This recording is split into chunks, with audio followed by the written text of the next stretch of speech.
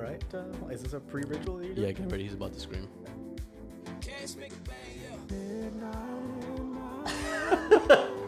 Ladies and gentlemen, I love how Emmy's a master at this. Yeah, dude. Emmy's a master at this point. I need to get in my zone. I need to get into my damn zone without being molested by my belly and That molestation, And baby. I love how Emmy with the straightest face. Yeah, he's gonna scream. So.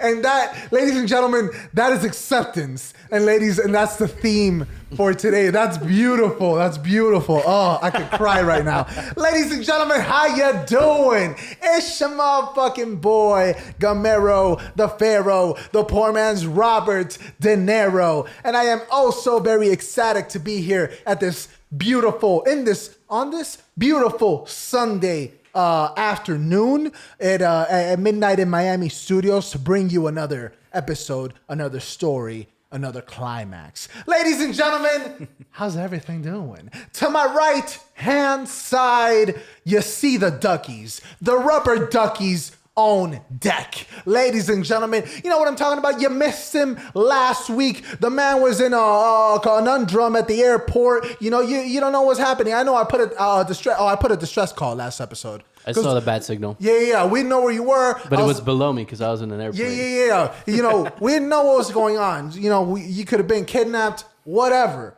So we put the call out. It was a taken situation right there. Yeah. I will find you. I will find you. If you have my Oompa Loompa, I will find you and I will hurt you.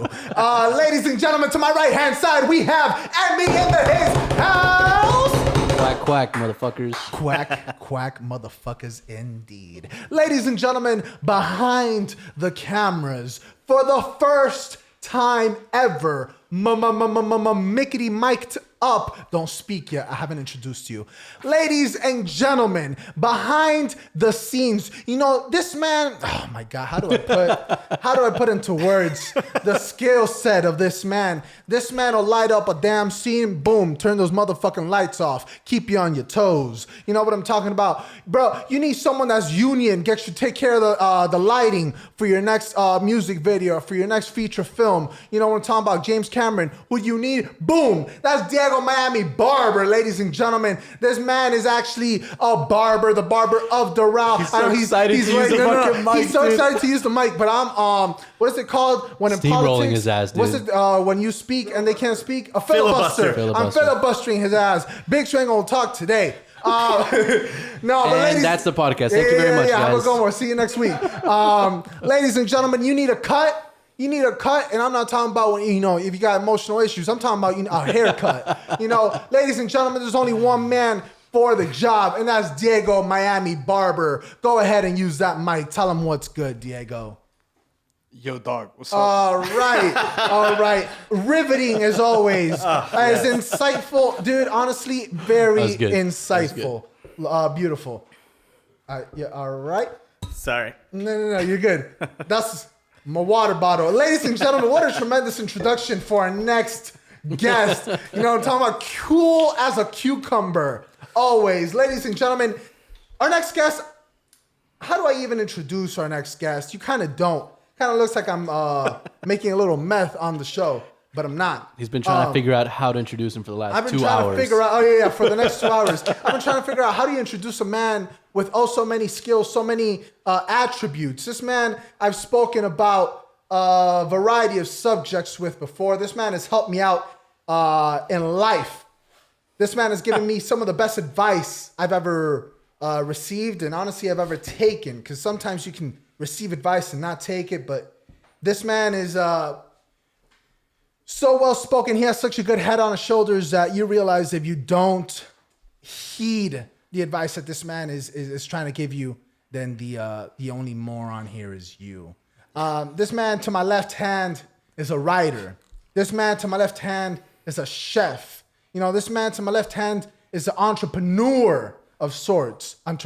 Entrepreneur of sorts. You know what I'm talking about?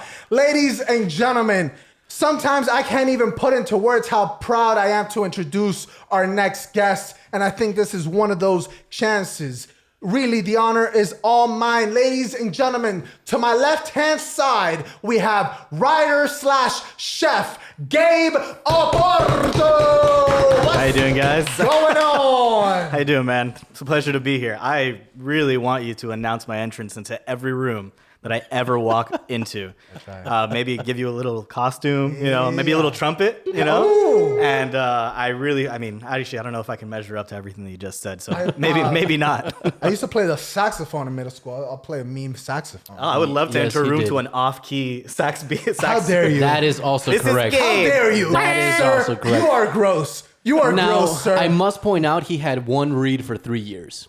And he used to chew that shit more than a meth head would chew his fingernails off. Excuse me. I had one reed package for 3 years. And it was empty. No, it brings like 9 reeds. Thank you very much. For 3 years, right? Bro, it's wood. It's wood. Like, what do you want? It's wood. You know what? I will say this. He was very good at moistening the wood in his mouth. That's I true. That's true. And Edwards was very proud of him. supporting yeah. conservation. You just don't want to chop down those reed trees. The reed trees. The reed trees. The reed trees, man. Them reed trees. Gabe, talk to us. How do you find? I like to kind of start off with an easy one. You know what I'm saying?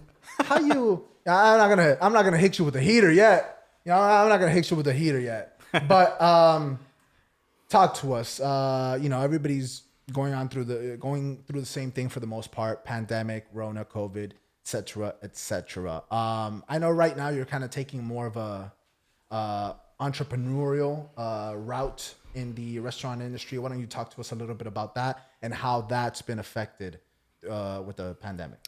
So it's definitely been an interesting time, which, by the way, you seem to have done pretty well for yourself. Congratulations on the stew. It looks amazing. I'm really proud of you. And man, cheers to you and cheers to your success. I feel terrible. Get yourself. You can't cheers with an empty glass. That's true. You don't want to curse this podcast from the for beginning. For sure. 'Cause if you say it's like saying Also, Santa Teresa, we're looking for sponsorship. That's right. Let us know. Put that up loud right in front, gentlemen. there. May we always get what we want, but never what we deserve. Cheers. Oh, praise Amen. God! Cheers to that. To the salutes. So Poetic. So it's been definitely an interesting time for all businesses, but in particular the restaurant industry. It's taken a huge hit, and I was both fortunate and not fortunate at the same time that I had a little bit of an injury a little over a year ago, and that kind of made me take a step back from like playing an active role in a restaurant as a chef and whatnot. So I kind of had to like switch gears and really take stock of like what I had to offer still to the restaurant industry if I couldn't, be actively standing and producing food and making menus and so on. So I had a year to think about that because I broke my ankle and How? Honestly, working a lot and being on my feet for a long time. So it was a small little, like I tweaked it and I just kept working, 15, 20 hours a day sometimes. And just being standing all the time, it just exacerbated into a really big problem. And we chefs need to stand for a long period of time. And, I'm really bullheaded sometimes about things. And I would just, work through the pain. I was like, yeah, the restaurant's going to go down without me. When, that's a little bit egotistical. How many hours is your typical chef pulling in a week? So it varies, I guess. I mean, if you made it as a chef and you're cruising along, maybe like 60 plus hours. And that's a cruising speed. But like, So you're never going to get your 40 hours.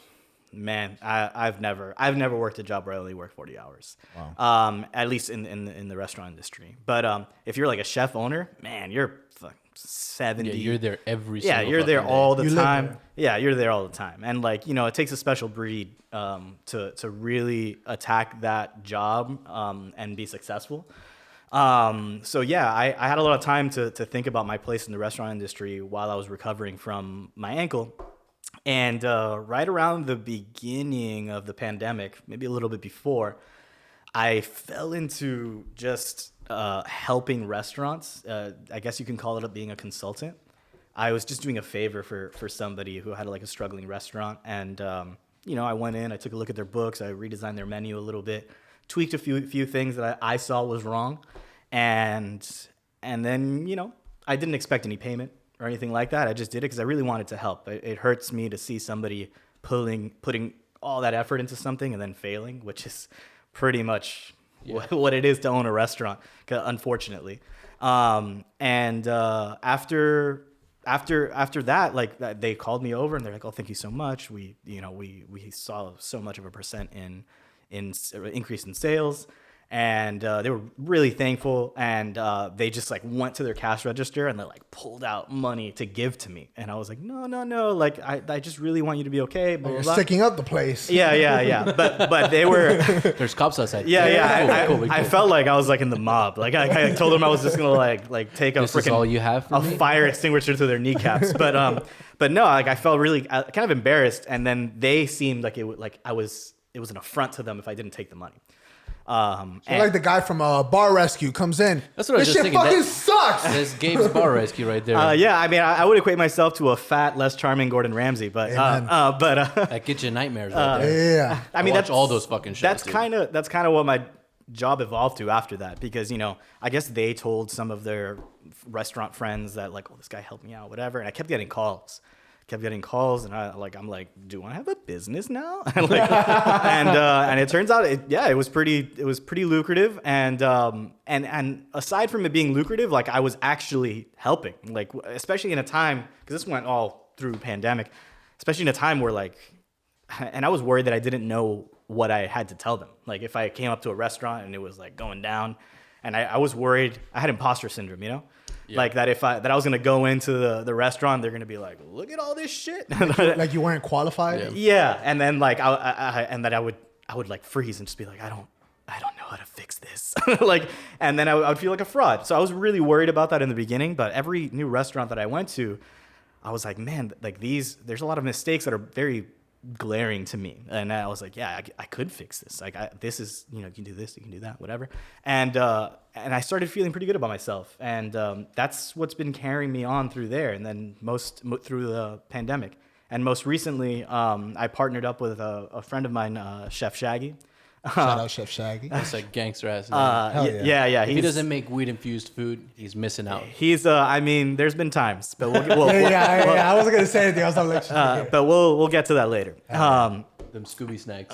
Stay tuned. But yeah, he's a legend, man. He's been all over the place in the industry, and he's just one of those like, grit your teeth and do it guys. But he has like a real passion for food and a real talent for like bold flavors. And I partnered up with him to open up a little pop-up called Houchi. Well, I guess people would call it Houchi, but the correct pronunciation, well, what I think is the correct pronunciation, it'd be Houchi, which Get it right. we do. It's a dumpling pop-up. I mean, we do other things besides Asian dumplings. As fuck. Yeah.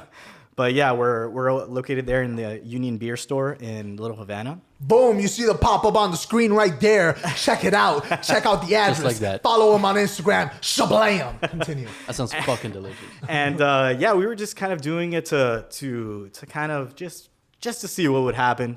Just to do something simple but good. You say pop up. What does that entail? How often? How often are you guys serving food? Talk to us a little bit. So right now we're doing Monday through Wednesdays. When the beer bar is open, but their beer list is amazing.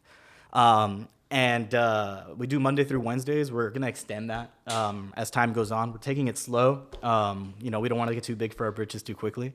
But yeah. So the pop up culture is really big right now. Pop up restaurants, which is kind of like an evolution of like the food truck? or whatever? Yeah, well, it's it's a food truck that basically it's a food truck but not necessarily It doesn't move. It doesn't move. It pops up within another restaurant or some sort of space, and So it's a restaurant within a restaurant? yes, and it's not like it requires a low investment. So you can I can make a deal with somebody. Like let's say this place was licensed to sell food.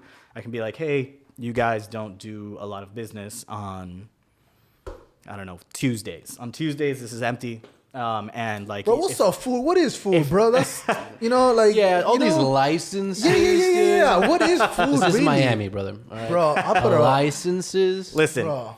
I gotta I can't say these things. I got toothpaste in the bathroom. Sometimes I swallow that. That's food. You know I mean, what I'm yeah, saying? Like sometimes. Dude, the dumpling and it's hilarious because when Pancho came and was flexing the dumpling, Oh yeah. dude, I'm gonna have to swing by him. Shout out Plus, Pancho. you said they have a good beer selection.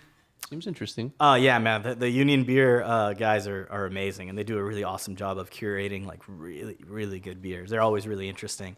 On a serious note, is it hard though to, or is it very normal for restaurants or pop-up restaurants or any other, branch of that to try to look for loopholes in the system like that? Yeah.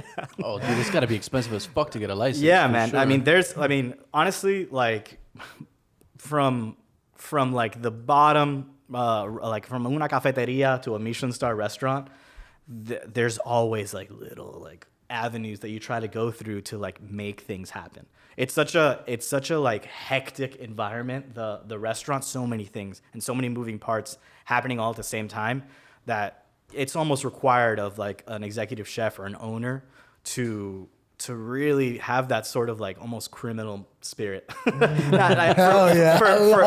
I mean, Makes that food taste better. for lack of a better word, but like people Give me some raft, some giraffe. Yeah, baby. yeah. People that didn't grow up with a lot and stuff like that, they just found a way to get things done and to get what they needed. And it's the same way, like in a restaurant, like and if a chef like needs like a specific ingredient to make something happen before service, and somebody dropped the ball on an order. They're 9 times out of 10, they're gonna find a way to get it done. They'll be like, I know a guy that like We'll get some horse in like here, and bro. stuff like that, and they'll make it happen, but without sacrificing quality. Right. That is an offense in the culinary world that we can't. So stand those by. sacrifice. Human lives, everything. Goats, small animals, sure. yeah, sure. Hell yeah. But will they sacrifice making a profit over the quality at that point? I mean, there's a little bit of a divide sometimes between like there's something chefs have to understand that and I've been guilty of this too, where I just think of myself as like an artist, and like I'm like I gotta make this beautiful, I'm as good as possible, yada yada, and sometimes that requires things that are too expensive or like things that are out of the budget at that time or where you're at. Give me an example that you wanted to introduce something new, and you thought that it wouldn't work for whatever reason. I mean, when I got out of culinary school, I started like in really really rinky-dink restaurants, whatever, and I was like, I graduated from culinary school. I want to do all these cool things, and like. I would be in these rinky-dink restaurants that really don't have a lot of money for like premium ingredients. And like I was like, I want to make a foie torchon, and like foie gras is extremely expensive. You're like a Dave and Buster's. Yeah, basically. And like I'm like just like dipping wings into a fryer, and I'm like, Also, I'll take the one for the team. What is foie gras? so Take one for the team. Yeah, because let's not pretend we all knew what that meant. Diego, no, actually, Diego, could you give us a rundown of what it is? please. I'd love to hear. Wait. No. I want you, without Googling it, to tell me what it is. Foie sounds like a lighter. Say it one more time. Foie gras. And what is that, Diego? I don't know. Diego, what is it? Is that foul? What that is foie foul? gras? Foie gras? Yeah. Oh, you're onto it. Honestly, I don't know. Diego, what is it? You know what it is. Something with fowl or cheese. I'm gonna take a gamble and toss that out Diego, there. take a No? shot. Not even close. Diego, take a shot. My uncle's looking at me like, bro, what Like the fuck are you doing? a type of bread or some shit? It could be served with bread. I'll give you that one. All right. Fuck you, dude. Take his mic away, bro. You're not Yo, supposed to honestly, outshine me, Diego, dude. like, what are you doing, dude? Before you want to speak all the fucking time, and Before- you're like, it's bread? I mean, what am I Before you give him supposed too to much say? credit, I was just trying to be really nice. That's extremely wrong. Anyway, There it is. so There it foie is. gras is like it's a little bit of a controversial ingredient. So what they do is they basically force feed like geese. Foul. I was close. They force feed them until the fact that they're just like like overfed and disgusting and fat. Sounds delicious. Like so obese? their livers become like Fatty? really fatty, and then like you get those livers, and then you make pate out of them or a series of things. Oh, so it's kind of like the whole what is that? I was the gonna baby throw out cow, pate. the venison? No, veal. Yeah, well, with veal, that's like another like That's controversial one of those, thing. right? Is that genre of foods? Where they're Yeah, like, yeah. is it It's called- ethical? yeah, exactly. Which my opinions on that have changed as time goes on. But Wait, elaborate a little bit on that. Like you you're know. pro or con or against? so like, man, like when I first started cooking, I was like, man, anything's fair game. Like you gotta, gotcha. like if it makes the product more delicious, like that's what's got to be done has got to be done. And now you're woke vegan life. I'm a little more woke for sure because I think the longer anybody cooks or is in the industry, they kind of really see the connections that the restaurant has to the rest of the economy and the rest of like the ecology, to be honest, because like who we order from, like if we really support like local farmers, like they'll be enticed to like grow more and better things, and that means we have to ship things from less far away. And at the end of the day, that really improves quality because you're getting fresher ingredients from people that care. But that plays a role as far as like supporting local industries. But as far as like touching on the whole animals or not wanting to kill a Yeah. baby cow. Yeah. So Or an overly fed geese. so which don't get sounds delicious. It is- I'll be Yeah, honest yeah, with yeah. you. It I'm does a- sound really like good. he didn't die in vain. I mean, Absolutely not. I'm a huge slut for foie. You're a slut for foie. Yeah. That's a shirt. That's a I'm a slut for foie. Yeah. It'll be. I'll put it up on my Instagram as soon as It's an Etsy. I'll make it a knit sweater. yeah. A Christmas Gang sweater. shit. Hell yeah. So yeah, don't get me wrong, it's delicious. I mean, more recently, there's more ethical ways of obtaining that foie. But the traditional ways are pretty intense. Like, So they just fucking shovel food into this. basically. That's some Matilda shit. So they make basically. them useless. They just Yeah, overfeed them. They can't function they turn anymore into until they like die. like those like fat like disgusting World the of Tyson Warcraft chicken kind of players. thing.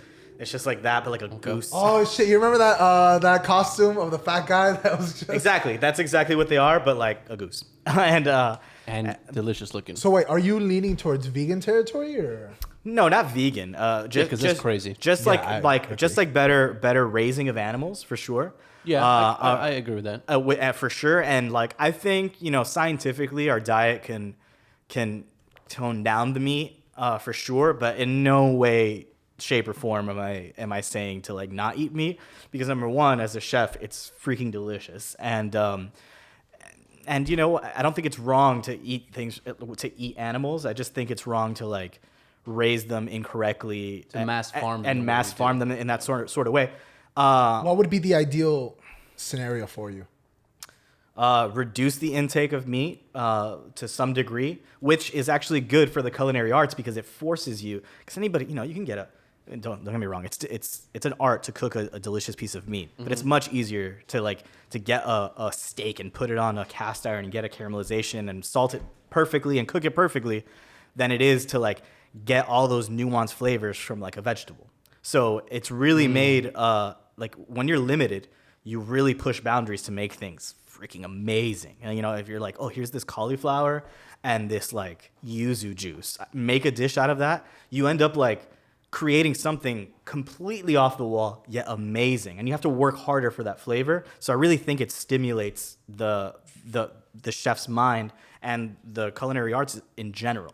So I could throw butter at something all day and make it delicious. Shout out Diego. And I could base something in butter and it's delicious and stuff like that. But and it's great, and I do it all the time. But if you don't have that butter and you need to like use other means, you're gonna come up with something really interesting.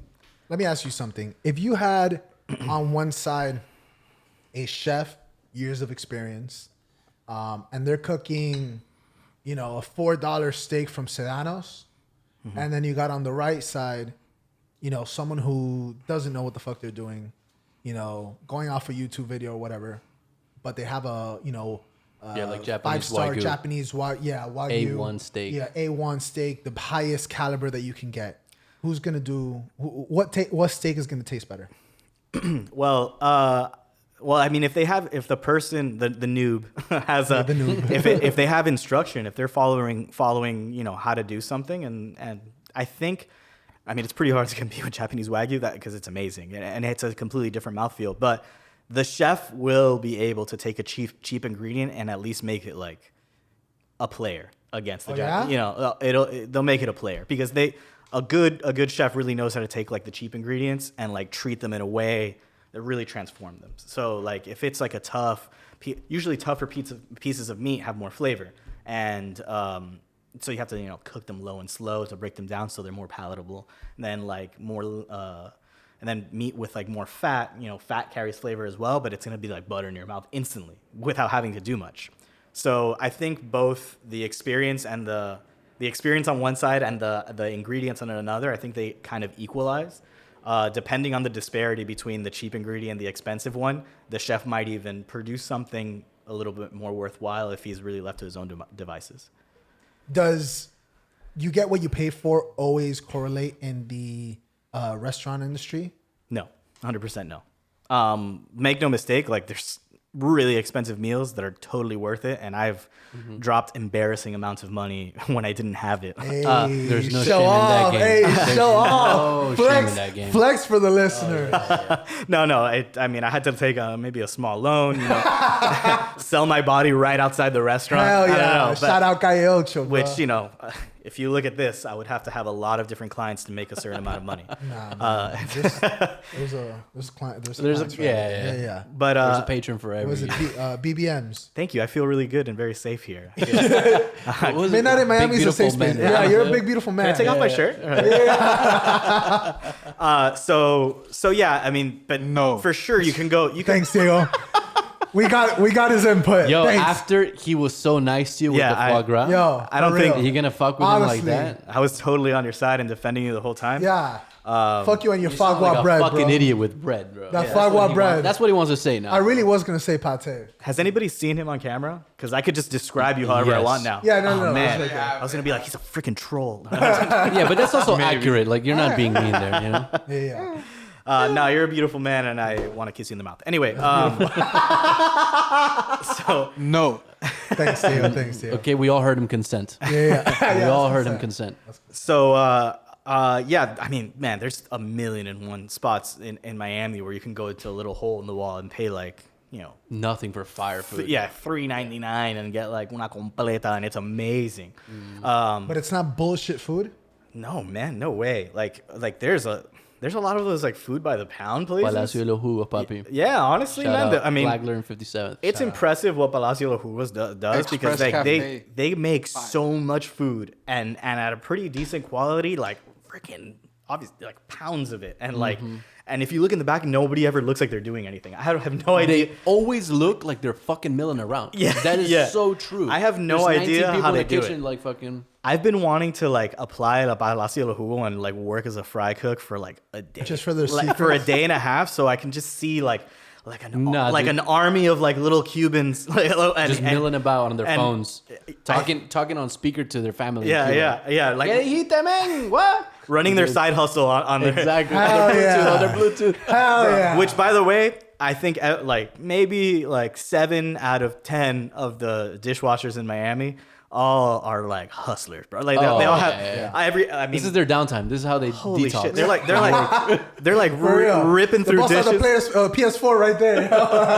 Yeah, I mean, there was a story about a dishwasher that used to work with us. Actually, he used to work with a friend of mine. After I had gotten there, the dishwasher had left, but I heard stories about him, like legends. Like if it was like, and he's like, yeah, this dishwasher, whatever, is the Central American guy, and he had like his little like virgencita by his dishwasher, like course he did, candles, and his little knickknacks all over his dishwashing station, and people like under like their breath will be like, does he live here? And like it was just always like a little myth that he had like a little cave, whatever. And because like the chef would come early as hell in the morning, and like he'd be there. And like we would leave for the night and be like, all right, man, good luck washing the rest of the dishes. And he'd be like, always with a big smile on his face. Muchas gracias. Yeah, with his big smile on his face, and we'd just come back and he'd still be there, never tired. Always, and like I'd come into work like looking like a sack of shit, and like he'd be all bright-eyed and bushy-tailed. Yeah, like yeah. Hell yeah. I mean, I wouldn't be surprised. In MMA gyms, people legit sleep there. Like that's really. Yeah. A good amount. I mean, even when last week's guest was telling us how there was a gym that he was staying at for a while, and he wasn't the only one. I mean, they wake up. That's all they do though. Like they wake up, that's train. Their job. Yeah, you gotta put full throttle. Especially if you're prepping for a fight. Yeah, that's all they're doing. Talk to us a little bit about. Have you ever, especially being in the industry, have you ever been so disappointed with the service that you received as a customer, and they didn't know that you were a chef, or they didn't know that you were part of the industry? That's a very good question. Yeah. Have you ever received service that was so bad, or the food was so bad that you either had to make a comment, you had to speak to someone, you made a review? What pops out of what pops to mind when you think of bad service or bad food? So I think being in the industry and working in kitchens has made me kind of like a mix of both more forgiving and more critical, more demanding. Because I mean, there's certain things that I can forgive. I can be like I can look around and be like, man, they're slammed. Like they just need to organize themselves better, or like I can tell how they could have undersalted this or whatever. But like if it's just blatant oversights, it does get under my skin a little bit. I'm not a fan of like saying anything. Right. My girlfriend is totally a fan. I mean, not a fan. I wouldn't say a fan, but I guess she has more balls than me. But like she'll see me like. Say, wait, let me rephrase that. I'm gonna sleep outside tonight. Yeah. Real quick. But like she'll see me like bothered by something. Yeah. And she'll be like, "Don't just say something." I'm like, "No, I'm not gonna say anything." and then she'll like, in her gentle way, she'll like say something, and then which sometimes I do want to say something. Actually, I got a job because I said something one time, because I went to a like brunch with my girlfriend, and shout out girlfriend. I had a shout out girlfriends. I had a pasta that I wasn't like crazy about, and I was like, man, I didn't want to eat it, and I just put it aside. I wasn't gonna say anything, and a guy came up and he asked me, "Oh, is everything okay?" And I was like, "No, everything's great. This is great. This is great. This is great." The pasta, however, tasted like shit. I'm like, the sauce is a little broken. It's not really what a carbonara is supposed to be, like whatever. And he's like, "Oh, okay. Are you a chef?" And I'm like, I really don't like to play like the whole chef. It sounds so douchey to me. Yu-Gi-Oh. I really don't like doing it. Whatever. And that's a yellow card. But whatever. Yeah. And then I was like, yeah, I cook.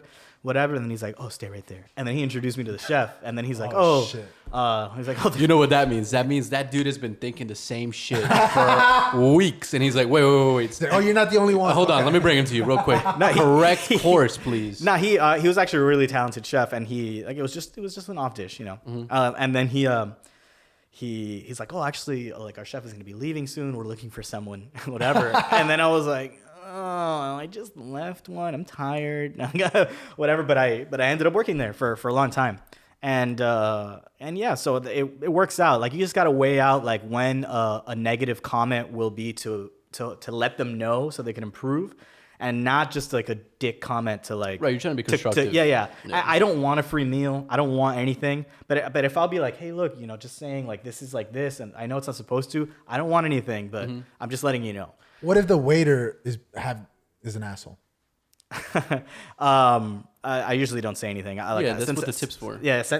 I mean, like Do you let it reflect on the tip? Kind of. Like I mean, but here's the thing. I'm a really really good tipper. If I get good tip, I'll super tip. I have extremely generous tipper. But my scales are easily tipped. Yeah, I agree. I won't go under 10% though. Like that's me letting you know you suck. But you'll go above 20? Oh yeah, absolutely. Yeah. Especially during the pandemic, I was tipping like 35%. I mean, like those people are out there, and they like the restaurants need to be supported. They need to be supported. like there's a whole mess of restaurants that I see that I'm like, man, please don't close. like I don't want you to close. And like I try to eat there. So here's money. Like so yeah. What's speaking of kind of the writing element of the multifaceted artist that we have before us, how do you see the correlations between the two arts as far as like writing and, you know, maybe someday that you are in the kitchen and you're thinking about, you know, maybe a poem that you were working on or a story or whatever the case, how does it correlate with the art that you're doing as far as food? So that's a really good question. So when you're, especially when in like higher levels of cuisine, if you're cooking like, you know, especially like a prefix menu, like with multiple courses and stuff like that, there's typically a narrative attached to it.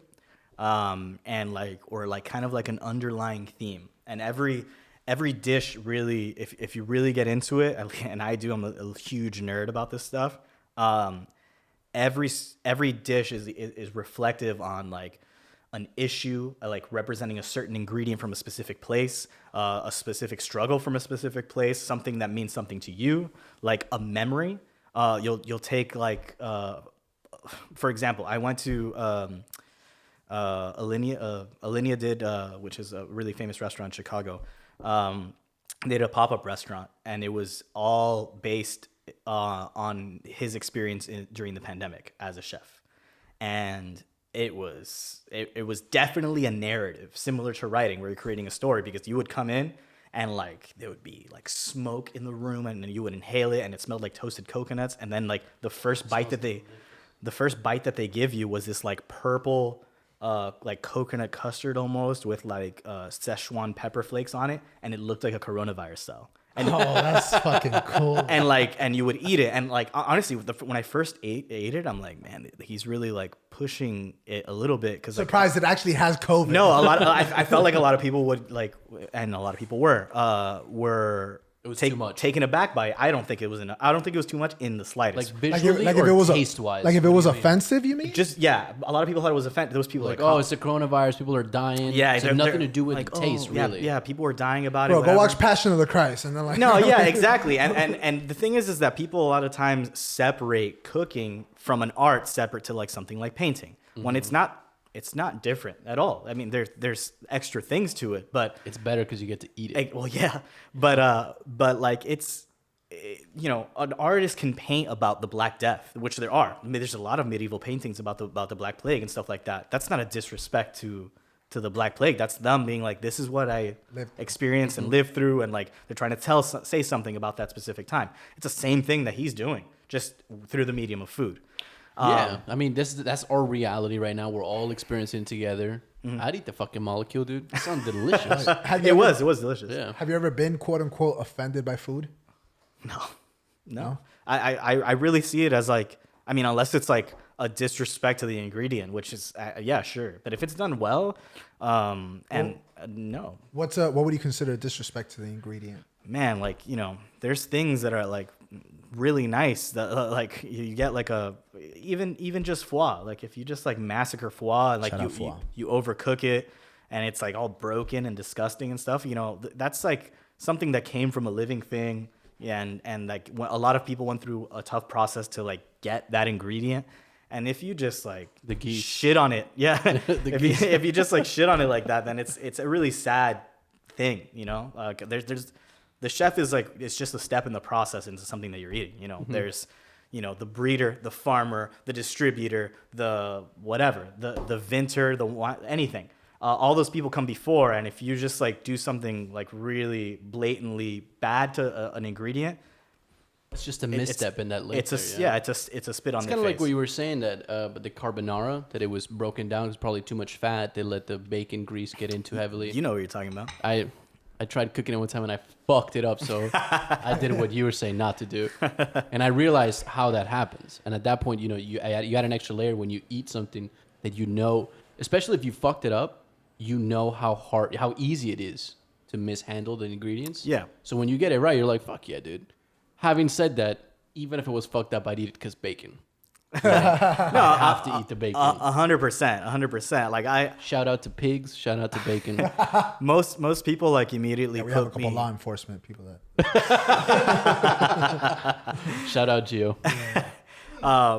Most people that I guess like immediately know me, that they kind of put me into a box of being like a food snob or a food douche, but I'm really not like that. I'll eat if it's like like a good flavor. It doesn't really matter, and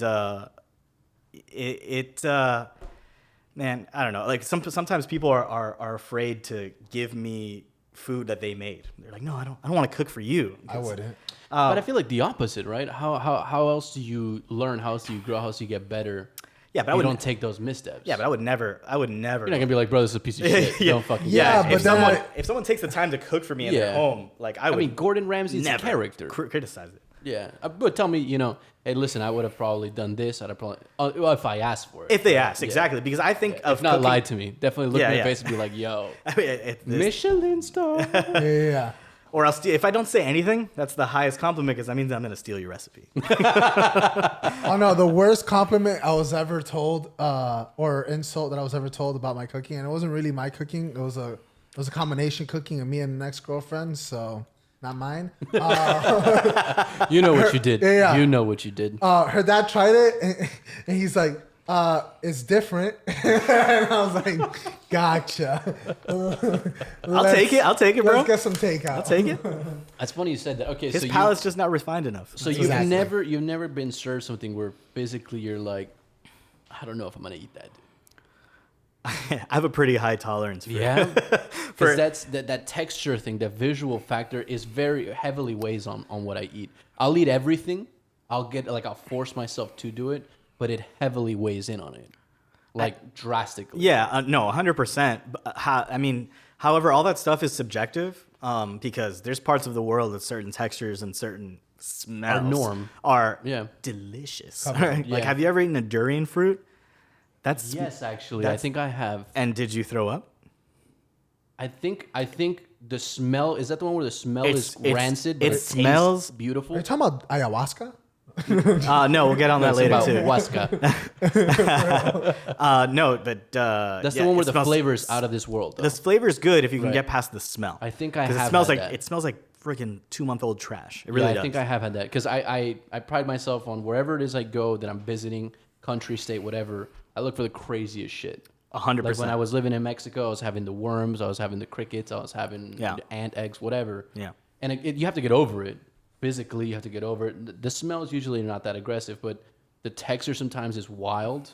When you chew a worm and it explodes in your mouth, what the fuck's going It's on? a gushers right Yeah, there. yeah. However, delicious, dude. Honestly, oh my god, fantastic. But have you ever encountered something where you're like, Yeah, do you have it's that? kind of aggressive? Do you have that sort of thing where, like fear factor, you're not as bull testicle, and you're like, oh, let me have a little spot. Like, it doesn't phase you at all? Nah, I experienced the Definitely word. faces me. Yeah? Definitely Bro, faces me. we take this man to fear factor. We're winning. I'll tell you that much right now. do it. Nah, I'll put a bib on. All right, I'll put on a little classical Sorry, do you got music. seconds? Are you gonna finish that? Do you have a candelabra I can light? Right? No, yeah, I really obviously you can tell that I live I try to experience like cultures and life, whatever, like really like by eating it. Right. And I really am a strong believer that history can be tasted in food and learned about in food, absolutely. like more so than most things,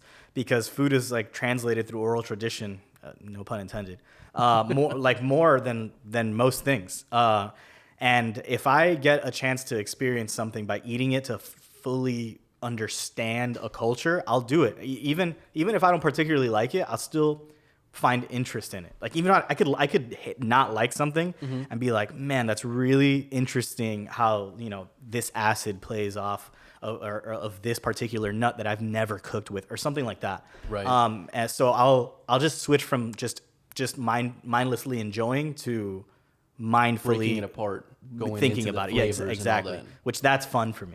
I wish I had that kind of, because I'm like, oh, this is delicious. It was acidic or it was sweet or whatever, but I can't go deeper into man, that tree nut fucking played off perfectly. I can't separate it becomes one flavor profile. So in my head is that one thing. You definitely can do it. It's training, you can do it for 100% because a lot of people, there's like this weird like mysticism behind that.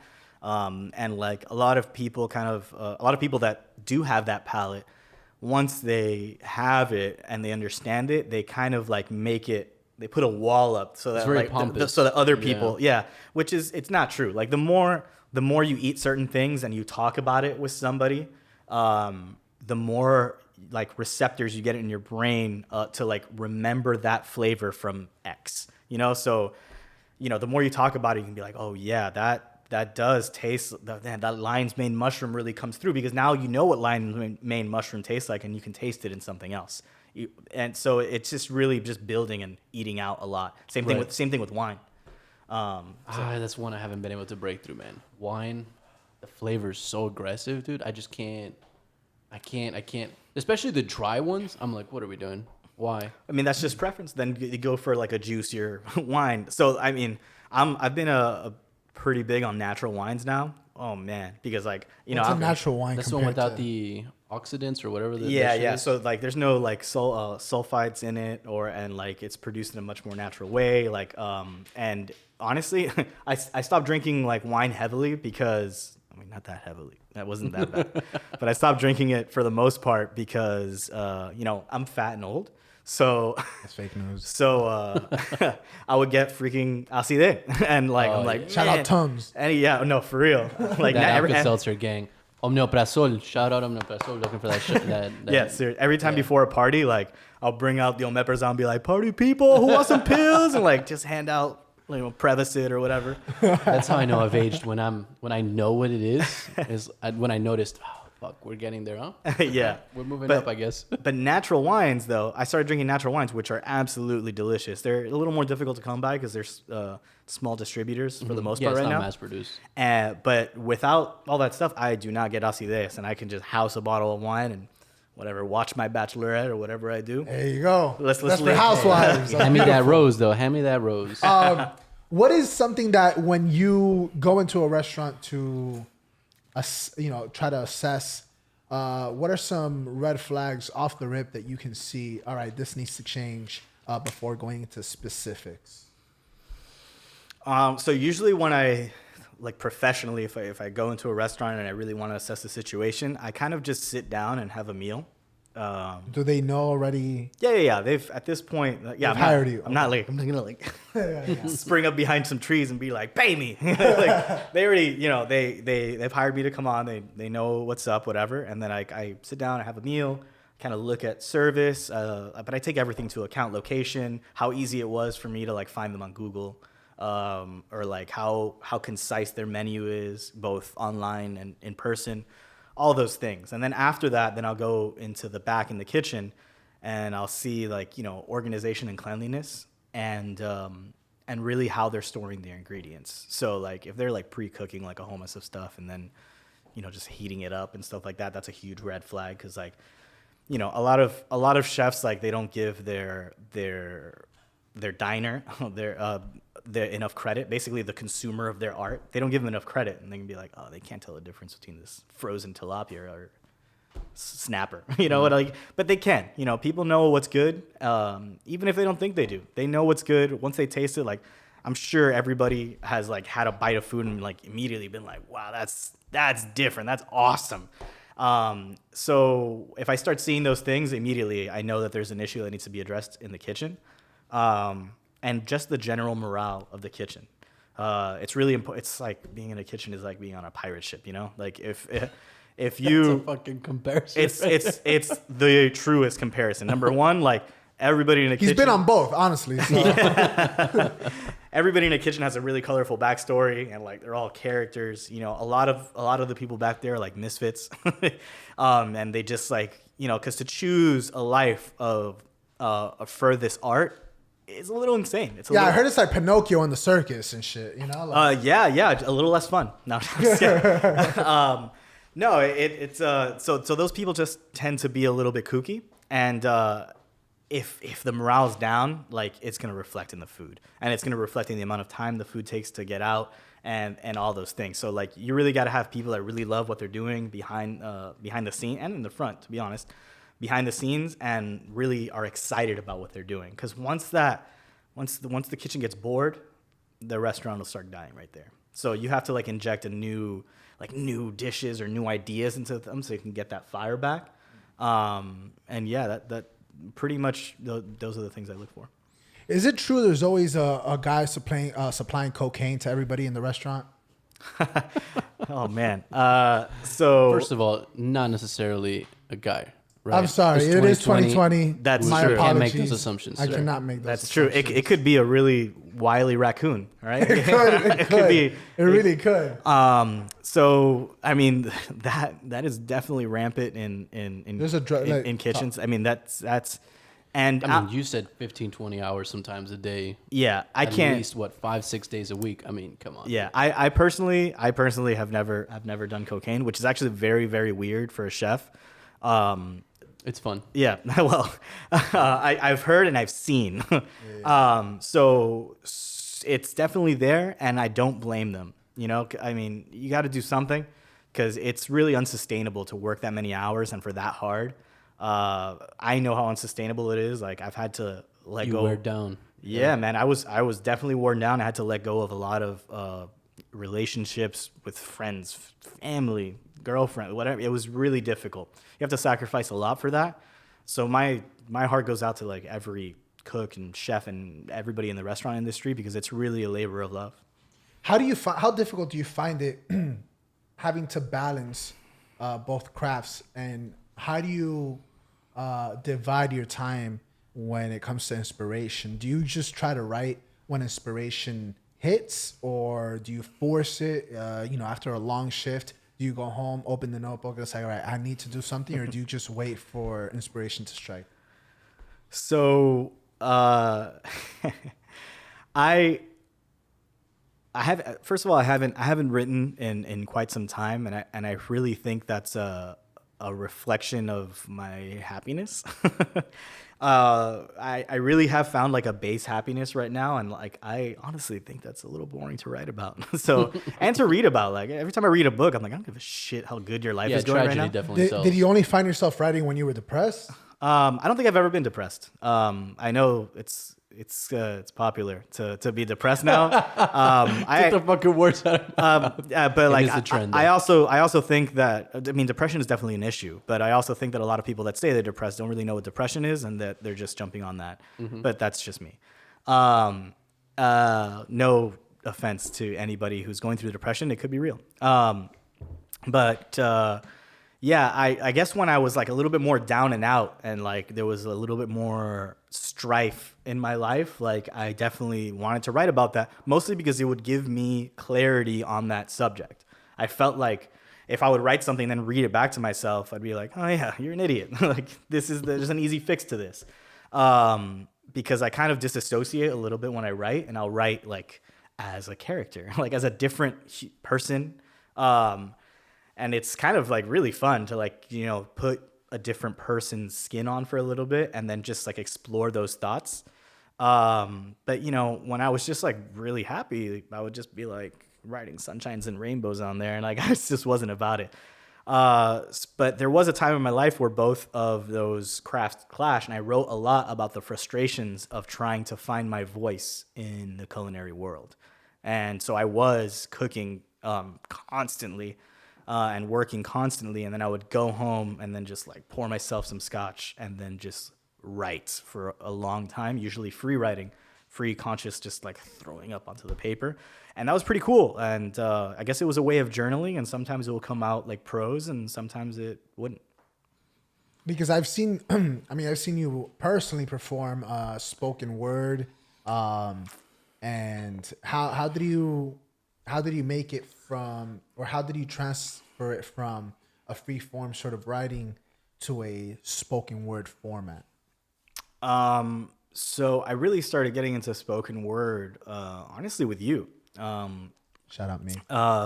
Like seeing you, like I was always a little bit like into it, but I saw you really attacking it and like being amazing at it. And Please, he doesn't need you to keep feeding the ego.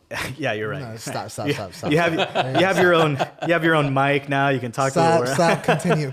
Anyway, so yeah, I really saw you go into it, and I really saw like the more of the emotion that you put into like the things that you were saying, and I was like, man, that's really brave of him to do it, and I really want to do it.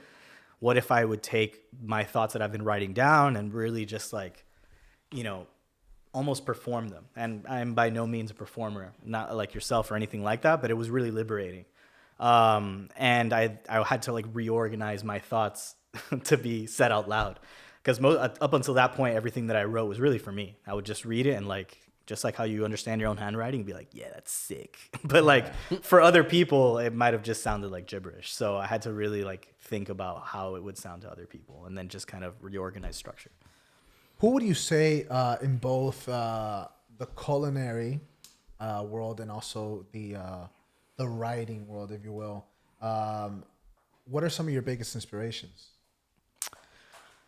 So as far in writing, and actually just like in life in general, I really liked the way Oscar Wilde has attacked his life. Just kind of like a debaucherous, like, but insightful human being. And I really, really liked that. And I also liked that almost everything that he's ever written had this sort of like light dusting of sarcasm to it. Like everything, even when he was writing kind of serious, it was a little bit tongue in cheek, and you're like, this guy's a little bit of a motherfucker, isn't he? And I really like that. I really like the subtext, which harkens back to like Ernest Hemingway, where he would like write something very simple, super simple, and then like his whole thing was like, oh, like what's not written is more important, or as important as what is written. He's the one that he did the like that's I think was a 6-word story, or he made the 6-word story popular. I'm pretty sure it was him. I remember we did that exercise together for a long time. Yeah, that he did. His one was baby shoes for sale, comma, never worn, and then that was a 6-word story, and then that weighs heavy, because like why are these baby shoes sold? Why are they never worn? Who's selling them? Was there a miscarriage? Was like, did the husband kill it? Like there's so many different avenues that can happen there, and I really like what's left unsaid a lot. So how does that tie into your cooking style? So my cooking style has evolved for quite a bit. It's still going through like a lot of different changes, and I think I wish I was more subtle in cooking, but I'm not. I'm a little bit in your face with my flavors. I'm just like an excited little kid, and I'm like, look at these flavors. When I really admire like other chefs where they're like, where you eat something and you're like, man, what is that? Like that, I can't really pinpoint what that is, but it's amazing. And I really like that. I think that there's more artistry and subtlety in cooking. There's different like styles of food. There's people that could like celebrate an ingredient and be like, this is fucking coconut or whatever. And then somebody else that can be like, is that like, I think it's coconut, but it's playing off of like whatever, like this Madagascar, whatever. And I think that that's more something I would strive to more in my own cooking when I'm a little bit too loud, And I think that comes from me being Cuban, to be honest. That I'm even loud in tastes. No. As far as my cooking style, I'm a little bit obnoxious in my cooking, and I want to be a little bit more demure and tongue in cheek with my cooking, which I have been trying to do for the past like couple of years. What were some of your biggest inspirations as far as culinary in the culinary world? There's like a couple, like Marco Pierre White was like the big one that he basically like trained most of like the famous chefs that like are now, he's kind of like the godfather celebrity chef, and I'm a really big fan of Grant Achatz. Like he's the one that does Alinea, the restaurant that I told you about. Chicago restaurant? Exactly. He does like the craziest things, and I really enjoy that he applies so much artistry to the fact that like sometimes you look at the stuff and you're like, I eat this, or is this a arrangement? And And there's so much advancement that he does in for the industry, that as a science and as an art, and that it's just beyond anything. Him, Rene Redzepi, all those people that like they pour so much into their craft, and then other people like Sean Brock, who he like really works together closely with farmers, and he has brought back like almost extinct like beans, that like heritage beans and grains and stuff like that. He worked so closely with farmers that he didn't want to see these species of plants die, that he started using them in recipes, and he did them so good that he inspired other chefs to use those same ingredients, and then it brought back a nearly extinct species back from the grape, basically. So I think that's really, really cool. Yeah. Do you see yourself, because I know you're kind of in not a weird spot, but in a hiatus of these crafts. Do you see yourself resorting back to it when, if I don't know, if shit ever goes awry, need something to write about? Do you feel that you need that sort of turmoil in your life to be able to have something to write about? Same thing about cooking. Are you saying if I would put myself in a horrible position just for inspiration? Is that No. If life were to happen, because people do that. I've seen. Oh, I know. Here's looking at you, Juan. How you doing? I've had those conversations where you're like, I'm just gonna I agree. fuck off to New I York agree. with nothing, and it's gonna suck, and I'm gonna be so inspired. But I am. Though. And no, you do. And like sometimes I see you go through some shit, and you've gone through some shit, and then when you come back, you do some amazing stuff. So there might be something to that. Actually, I think there was a. I agree. Thanks, Diego. Thanks. Thank you very much, man. Actually, there's a Glee episode where I forgot the main character. I forgot her name. Rachel? Yeah, that one. Shit, that she's like, I gotta have experience to sound like yeah, better, yeah, like yeah. Liza Minnelli. Yeah, exactly. I'm Yeah, not so- surprised he knows the name off the top of his head. Yeah. I'm not gonna lie. What do you mean? What you Dude, mean? the blonde Believe? cheerleader in that show, though. I The can't- blonde one? I can't. The skinny one? I can't. I know there's two of them, so I don't know what your description is. Well, Neither one of them of were them- fat. one of them- honestly say one of I've them never died. seen- One of them died? Oh, but that's Oh, she was, no, that's she the was Hispanic She one. wasn't Santana. blonde. Yeah, she Santana. That's wasn't the blonde. Cuban Yeah. one. Yeah. Yeah. She wasn't Cuban. That's who she played. She was a Cuban. Wow, why do I know this? Damn, you guys are gonna get into Yes, it. yes. You As guys, I was saying that, Yo. I realized what's happening. you guys are right gonna now. get Slushy. heated over this. Slushy. Yeah. I'm disappointed in you, Dude, bro. You guys did wanna not see fight me about turn it, around or- and be like, I'm excuse kinda me, what down. just happened? You should just grease up and just wrestle about it. I mean, sure. But okay, continue. Actually, pass that over here. Yeah, I was about to. Sorry, what were we saying? Santana, rest in peace. R.I.P. R.I.P. I know she. Didn't a few of them die from that show? A good amount. There's kind of like a curse now. What? I didn't know that. Let's see. Puck, I believe he committed suicide because he was caught Oh yeah, with child pornography. Which one's? Puck was the one with the mohawk. the sexy rocker. Yeah, it was a sexy rocker. He was caught with child pornography, and he. I Was mean, found that's guilty, a choice, though. And then he committed suicide. Yeah, of course it's a choice. But he was dating Santana. No, I'm not talking about the child pornography. I mean, killing himself because of that. That seems like a I mean, it's both. They're both choices. Yeah, they're both right. choices. Yeah, I mean, yeah. the wrong ones. For sure. Yeah. Gabe, what would you say, I guess, during this whole pandemic, but I guess before going into this, back to our previous question, what would you do, or what would it take, I guess, for you to find that sort of inspiration? And are you only interested right now in writing if you do kind of like get if shit isn't going too well? No, I feel like I'm kind of just taking things as they come. Usually when I tried to force something, try as I might, like it usually things didn't turn out well. If I really wanted something and I just really wanted to make it happen, 9 times out of 10 it would turn out to be a misfire. But how critical are you with your work, though? Extremely. I don't think I've ever liked anything that I've ever done. Let's say he's an artist. Absolutely. Yeah, Exactly. and like probably the worst part is in both in writing and in cooking is like knowing when to stop, because like one of my the first chefs that I ever worked under, he'd be like, I'd be like fiddling around. I'm like, oh, I gotta throw these herbs on there. What if I confit this and then do that? And then like he just like put his hand over my shoulder and be like, hey, don't over masturbate it. And I was like, okay. Bro, you can put that on my tombstone. I'll be right like, there. oui, chef. And then, like, and that really, it was just kind of a silly saying, but like it really, really like made me understand that like knowing when to stop is super important, because you want it to be so good that you're just like, you'll just go past the point of good and then being like a jumbled mess, especially when you eat something, like there should be like layers and like things working together. And if you just keep on throwing things at it, it just turns into like muck, flavor wise. And it's the same thing with writing. Like I'll reread something to myself and I'm like, that sounds stupid. Like, why does that sound stupid? What if I change this word to that? And then I'll like open up the thesaurus and be like, ooh, superfluous is a good word. And like, then it stops losing its meaning. So I think finding a true balance between like working really hard at something and then just knowing when to walk away is important.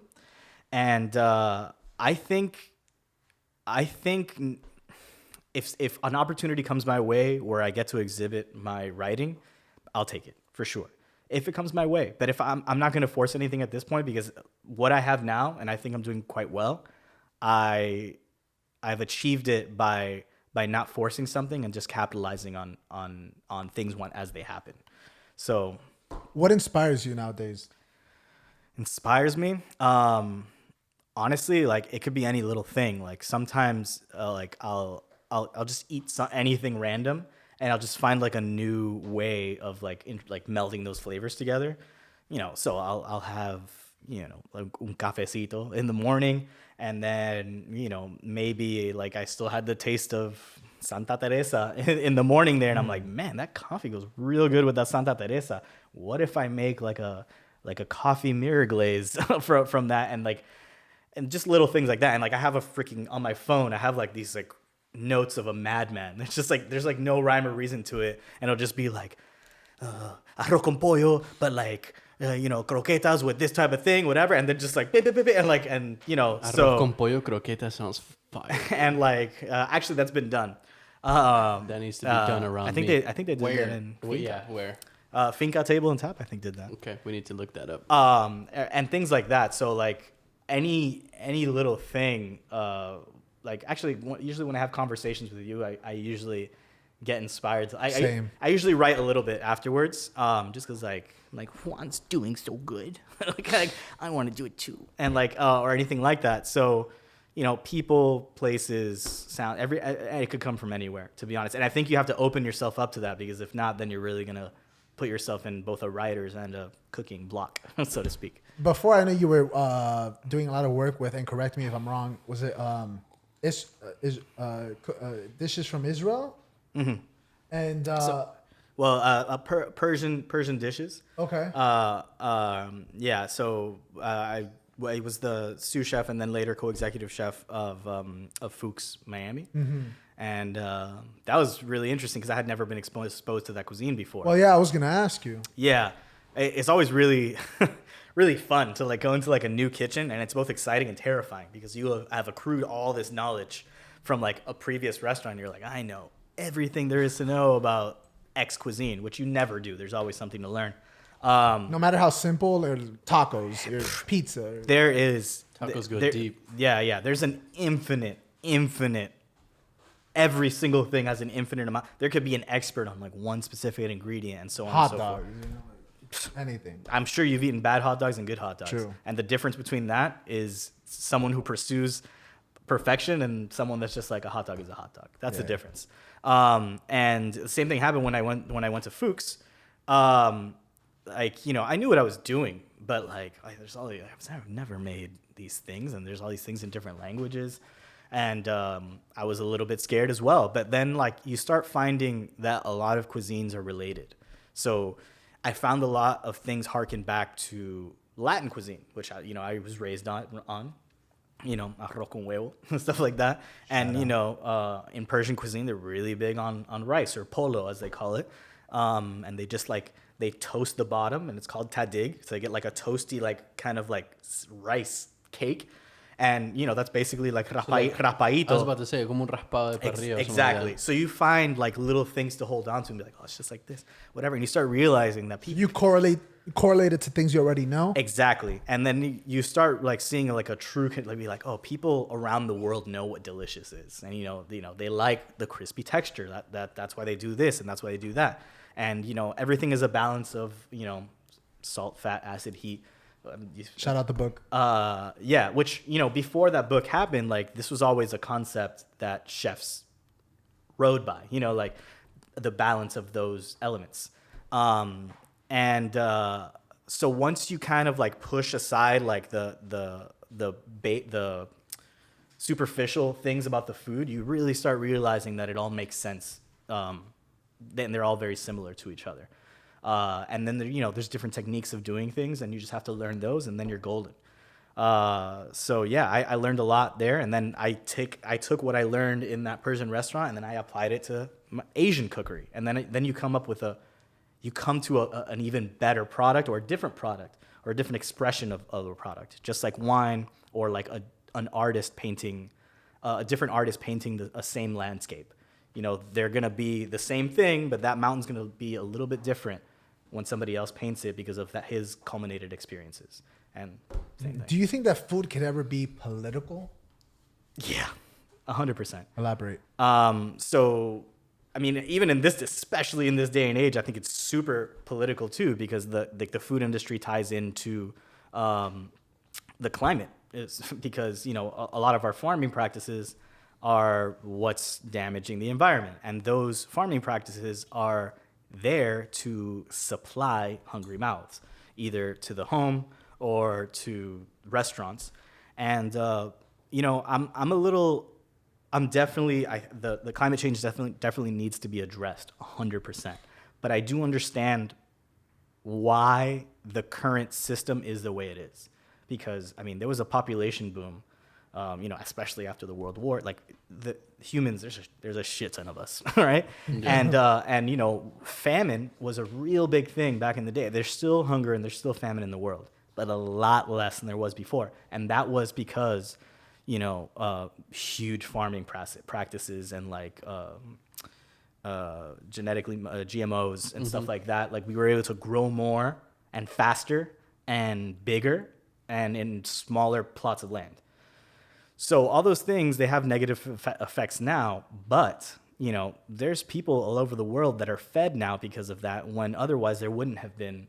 So like a lot of the United States surplus like ends up in, you know, third world countries. And make no mistake, we run a surplus of food here, which, you know, we might get a lot of shit for, but at the end of the day, a lot of that food is going to mouths that need it. So I understand that GMOs and stuff are bad, but I also understand that they came at a necessary time. And now we have to address the negative aspects of that and really reel it back in, which is the same thing as like industry and stuff like that. Like, you know, petroleum and all that stuff really got us to society to where we're at right now.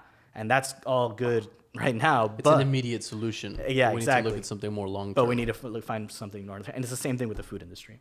On a second part to that question, do you ever feel that as an educated consumer such as yourself, do you think that you are ever able to tell the particular chef's political points or point of view due to the ingredients that they're using or the dishes that they're serving or anything like that?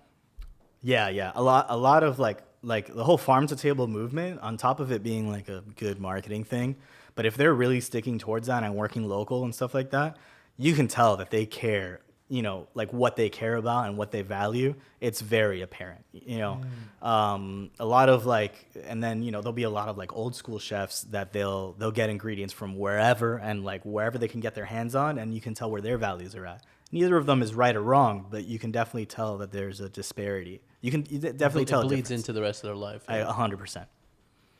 Ladies and gentlemen, every single week we have two beautiful segments. Diego, I'm gonna hit you. You know, and what is it, Diego? What is it? Because it's honestly it's the same thing every week. What's the first one? You got it. Come on, you're a big boy. There you go, because you're trying to trick him, huh? You're trying to fucking throw him for the loop.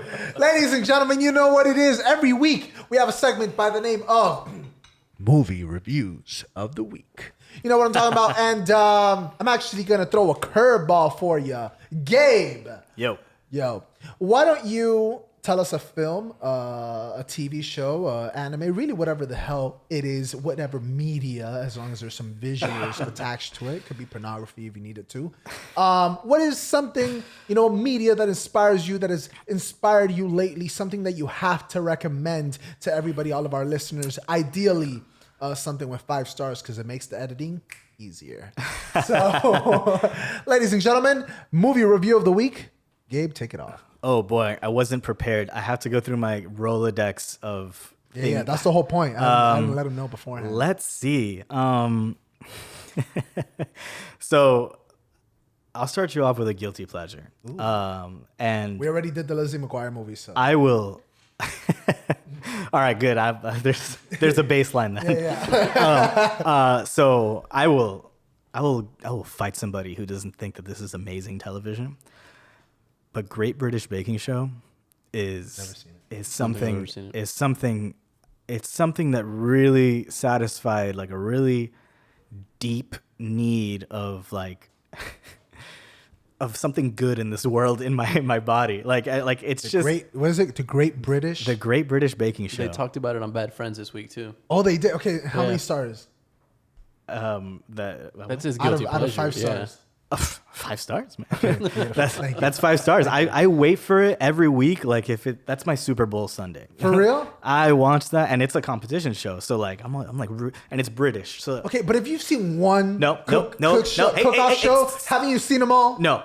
no, and that's because number one, this one's British, all right, Okay. and the British sensibilities, especially, come out real hard in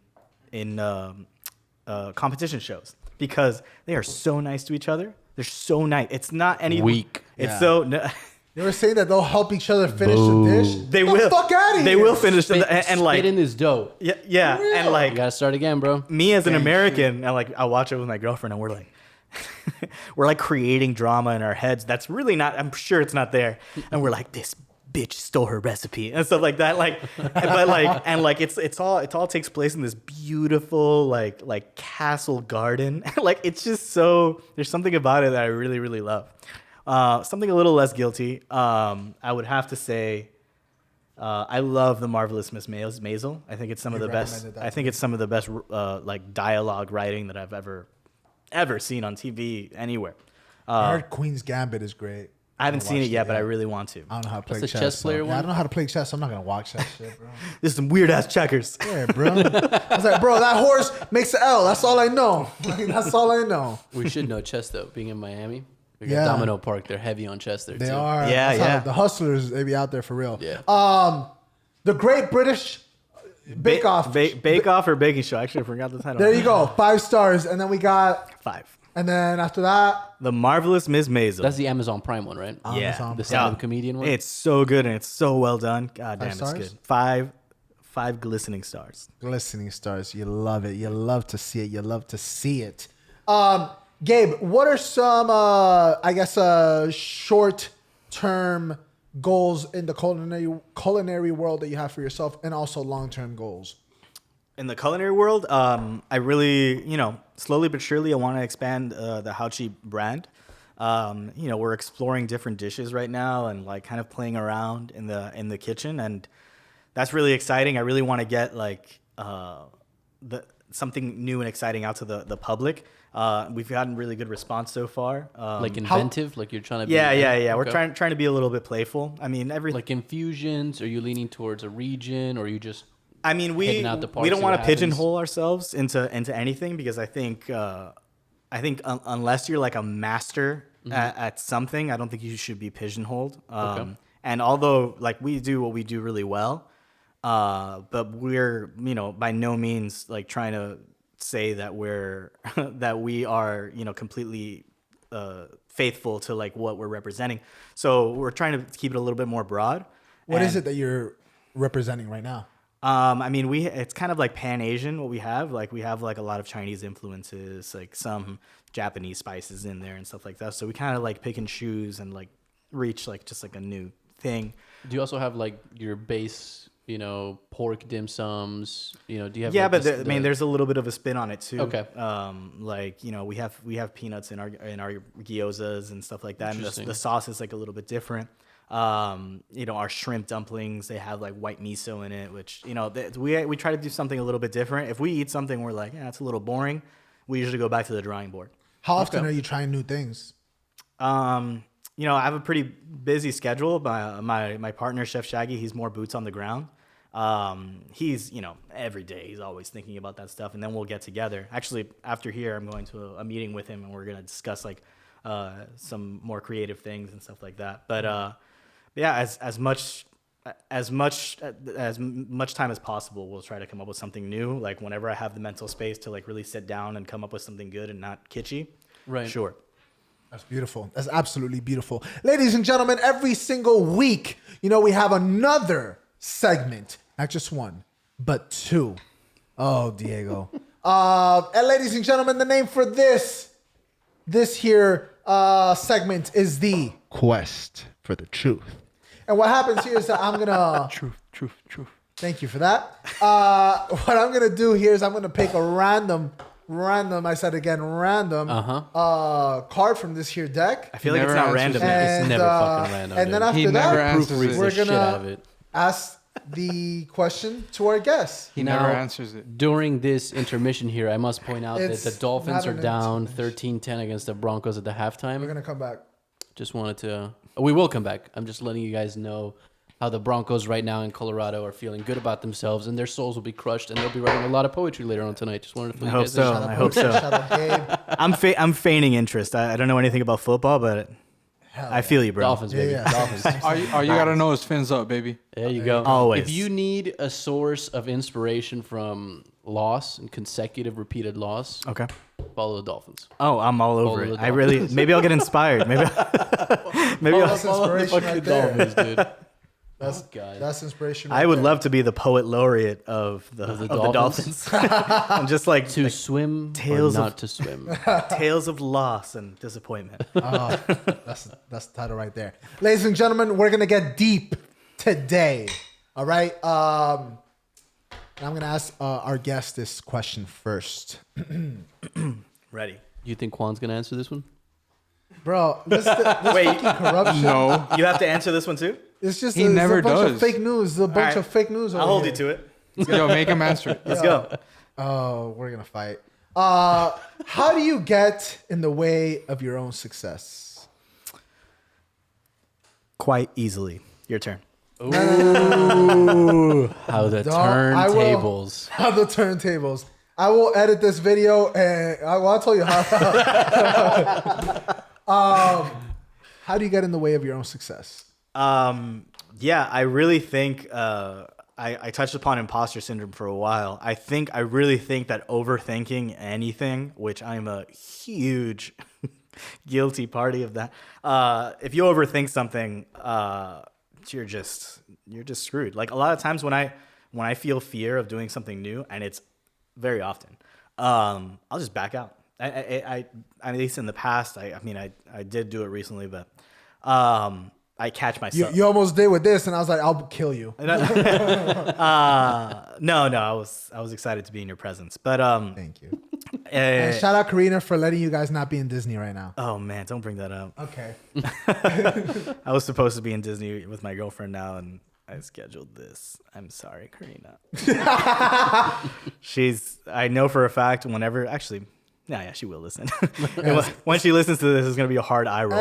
It's 2 weeks from now. She's probably over. Give me the time signature when I'm talking about this, so I can look at her and I can just see it. 83:35. A definite hard eye roll. Anyway, yeah. So when I feel like scared, when you feel scared about something, you really can't like back out. Usually, when you feel scared, that's when you're gonna do something new that's gonna give you a step forward. And almost anything that I can be proud of that I've done, which is very few things, I can attribute to it right before being scared to do it. I mean, I remember me and my partner, Chef Shaggy, we cooked in the James Beard House, which is like a huge deal in the culinary world. We were like Shitting bricks. terrified. We were like, what? What are we doing? And it was like it was so terrifying. And then like finally we just like buckled down and like did it, you know, and like, and looking back, it was I can't even. It surprises me that we even accomplished that. How was that experience for you? Crazy, because like I mean we had to prep all of our food in Miami. Like we prepped it all here, and it's in New York. The James Beard House is in New York, so we're like, fuck, like we're gonna land like the day before, and we have to prep for a lot of people. And there's no way you could prep over there. There was, but like we didn't want to close the restaurant here for too long, so we were gonna fly in like the day before, and like the owner's like, you guys can do that, right? And we're like, yeah. Would you store the food in? Bro, so we like the stuff that we prepped down here, like we did this dish called gourmet, which is like an herb stew. It's like thousands of years old. It's one of the oldest recipes that there is, and we like made that, and we like vacuum sealed everything, sucked up all the air, froze it, and then and like usually stews, they do better when you freeze them because it really like breaks down the cell structure of what you've made. And it makes it like really nice and soft and stuff like that. And that's why people that make beans, they call them like sleeping beans, because you leave them overnight and they taste better the next day. It's a similar technique. But so yeah, we like froze like huge bags of that stuff, and we like put it like in our bags. Like we like put it like in our bags. Oh, you fucking flew with it? Yeah, and we had to. Yeah, they prepped the day before. I know, but I was expecting to hear, yeah, we sent that shit over in FedEx. Nah, DHL. that's expensive, bro. You just walk through TSA like, Yeah. what's that in the bag? A stew, baby. Yeah. Some sleeping beans, boy. Yeah. Drugs. That's drugs. That's definitely the new drugs right Yeah, there. You for sure. got them sleepy beans. And yeah, we had to fly with that, and like the whole time we were flying, we're like, bro, I hope it doesn't like thaw in our bags and whatever. And we got there, we immediately put it back into refrigerate. No, it was solid when we got there. And we like put it into refrigeration when we got there, which it was the owner of our restaurant. He had a house up there, apartment up there, and we all stayed there. Oh. And then it was a really nice house. Oh. It was really nice. I felt really nice. It was like on park. Yeah, that's like real world. Yeah. And man, like it felt like a Sex in the City episode. Yeah, I was for like walking sure. there with like my bags of like Where's my Cosmo? my bags of soup, like rolling like. My bags of soup. And it was more stuff than soup, but that was the main thing. And then like we were like, man, we still have a lot to prep, and like I don't think we can do all this in one day. I don't want to go early to the James Beard House and not be ready. So Were you guys the only people serving food there that day? Yeah. We were featured. So we called a chef friend of ours who had a chef friend who works in New York, and he's like, yeah, I think he can lend you your kitchen for tonight, and you guys can just stay up all night prepping. And like I had to make bread. We had to do a whole mess of things, and we were like, yeah, we need that. And then like we show up to this restaurant, this really nice restaurant, and their kitchen was underground. It was like, because New York is awesome. Their kitchen was like underground. It's like this cellar. And the chef is like, yeah, just use whatever you want. You guys can be here all night. And we were there prepping all night, like just making bread, cutting things, making sauces, portioning things, like all night. Me and Shaggy. Is it like a bonding experience? Anybody that you cook in a professional kitchen with, it's a bond for life, man. Like you just like, you kind of have this 1,000-yard stare, and like you kind of create a brotherhood. Similar, I really hate to compare it to this, but like similar to like when people go to war, because like shit goes down in the kitchen. So do you still keep that connection alive with people that you've worked with before and that are not in Yeah. I mean, granted they're working a lot, so it's hard to like link up, but like, when we get together and we start talking, it's like nothing ever changed. Yeah, and that time in New York, we we banged it out. Like we were terrified, and we banged it out because like the next morning we got all our stuff. We got to the James Beard house. They had like this like brigade of like professional waiters that were like with notes, like writing down what we were saying about the what the specials are, what the yeah ingredients are, how and the we were flavors pop, like whatever. looking at each other and we're like, I don't know what to tell you, dude. I'm from La Sabuesera. I was raised in Kendall. What are these people writing down what I'm talking about for? But whatever. Shouts out La Sabuesera. Exactly. Thank you for that. And yeah, man, it was really good. Like the people from the James Beard house had us speak in front of everybody. They loved everything, and like it's crazy because even seeing all that and seeing how successful it was, I still look back on it and I'm like, that entire room of people were paid actors, or they're just humoring me. They're humoring me. Yeah, I don't know. Like all these people, they paid to be here, whatever. They're just humoring me. That's how toxic like your own mind can be. So it's very going back to getting into your own way. It's very easy to do that. A man of my word, I will answer the question. How do I get in front of my own success? Man, I mean, I don't wanna bite off of, what you had said, but in the quest for perfection, any, sense of it, I'm pretty hard on myself when it comes to my writing as well. There's been plenty of times that, just like yourself, that, I've been writing something and, for the most part, I do that as well. The free writing, the free form, just to kind of like get the joints loose, get it going. And it definitely helps. And then when I'm writing in the structure of like spoken word, it's a very, it's a combination of both a very smooth rhythm and also a very staccato pattern. And you kind of have to find that balance while also throwing in a bunch of, double entendres and sometimes triple entendres and your entendres do go deep. They do. So you get into like quintuple entendres sometimes. Bro, Like, yeah, it's like, yeah, because that's what I fucking like. Like sometimes that you'll hear a bar or a rhyme or whatever the case, and you're like, okay, at face value, this is what it is, and then there's something in the back of your back of your head that's like, holy shit, that's also this, and like just hits you in the back of the fucking head. I also meant that. Yeah, and like I'll sprinkle some fucking Lizzie McGuire shit that'll fucking bomb come in here, and it'll activate some third grade memories, and that's kind of like what I'm into. Is kind of that whole seeing something at face value, and then that kind of like aftertaste. So it kind of ties into food a little bit. With the initial flavor that you have, and then that aftertaste can be completely different, and that's kind of like what I like to go for triple entendres or wordplay or whatever the case.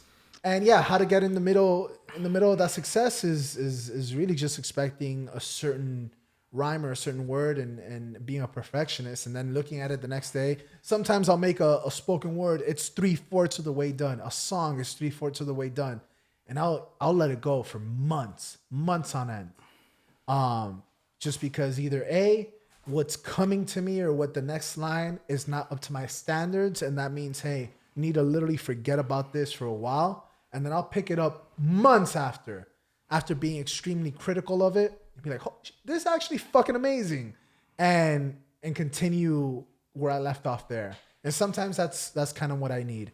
So yeah, getting in the way is being too much of a perfectionist. Sometimes you kind of just have to plow through and finish it. But sometimes you do have to wait for that perfect line to come. One of my favorite spoken words, which is the side view mirror one. That one took fucking months to make and trauma to make, and going through shit, and then saying, because of the original root of the inspiration for this spoken word, quote unquote, caused me so much pain, I'm gonna fucking throw this shit out. And then it's like, no, wait, fuck that. That's actually like super good, and that can bring me money down the line.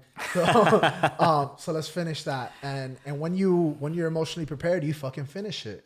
So it's a fine balance. It's a fine balance of deciding when to drop the pussy shit and keep going, and when to wait for that inspiration to strike.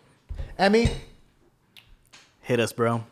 I should have gone fucking first. I don't have an answer like that. I never get in my own way. Overly masturbating. There you go. Is that what it was? Is that what the phrase was? You got it. Oh yeah, overly masturbating. That's how I get in my own way. Literally? Both figuratively and literally. Shit. I don't know, dude.